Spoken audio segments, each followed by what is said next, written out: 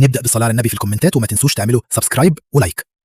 في مدينة كبيرة نورها مبهر، بس ليها أسرارها وضلمتها. كان عايش قط أسود رشيق اسمه زقزوق.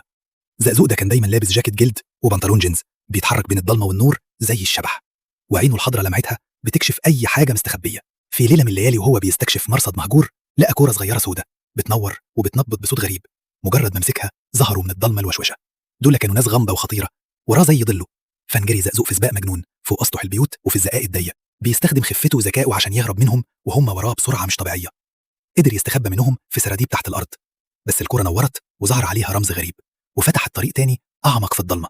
بس فجأة سمع صوت وشوشة قريبة منه، فهم إنهم لسه وراه وإن الكرة دي سرها كبير واللغز لسه ما تحلش.